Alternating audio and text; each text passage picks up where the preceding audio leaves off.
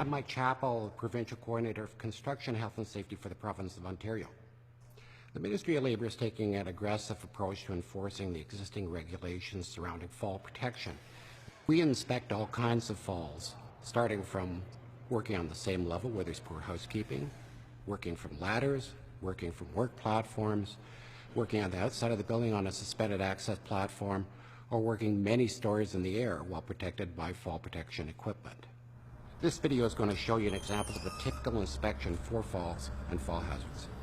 My name is Rui Sharma. I'm a construction health and safety inspector with the Ministry of Labour out of the Central West region. Today I'm going to be showing you how the MOL does inspections on construction projects where workers are working from heights. When I first arrive on site, I'll do a quick glance around to ensure that what I can see is in compliance with the Occupational Health and Safety Act and the construction regulations. So how many workers are at the project today? There's 6 here today.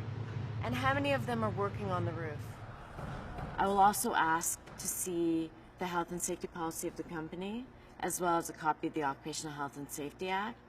And if any other inspectors have been on site previous to me, are their field visits posted or not? You were trained how to inspect your equipment before you put it on? Yep. Every morning we make sure their lanyards, shock absorbers still intact.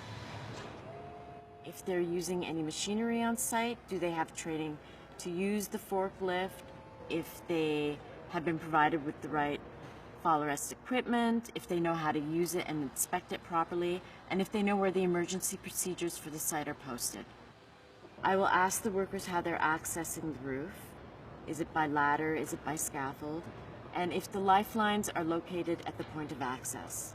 It pays to take all the precautions required by the Occupational Health and Safety Act and the construction regulations, which includes wearing your fall arrest, ensuring that you're anchored to a safe point, ensuring that your supervisor identifies hazards at the workplace that you might encounter while working from heights. Thank you very much for your cooperation. That, of course, was a simulated inspection.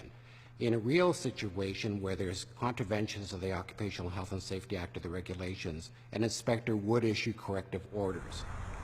There's a forthwith order where the contravention can be corrected at the time of the field visit.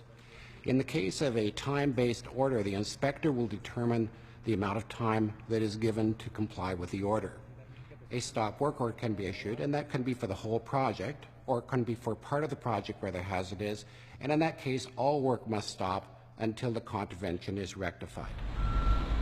An inspector may decide to issue tickets to workers who are not wearing their personal protective equipment, especially when the employer has provided both the equipment and the training to workers.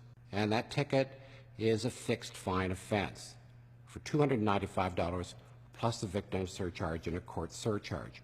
The maximum fine for a Part 1 summons is $1,000 plus court charges. A summons can be issued for any infraction under the Occupational Health and Safety Act or the regulations. Most of the time they are issued to supervisors for failure to ensure that workers work in accordance with the Act and the regulations, and typically for not wearing personal protective equipment. In the event of a serious or repeated contravention, an inspector can lay charges under the Occupational Health and Safety Act, Provincial Offences Act, Part 3. In that case, as an individual worker, as a supervisor, or as a director of a corporation, upon a guilty finding by the court, a fine of up to $25,000 and or a jail term up to 1 year can be levied. In the case of a corporation, the fine can be up to $500,000 per count. The real cost is the emotional impact it has when somebody is killed or injured in a workplace. That lasts forever. Injuries and deaths have no place on your work site. We have the appropriate regulations to protect workers. We have the personal protective equipment that can make them safe.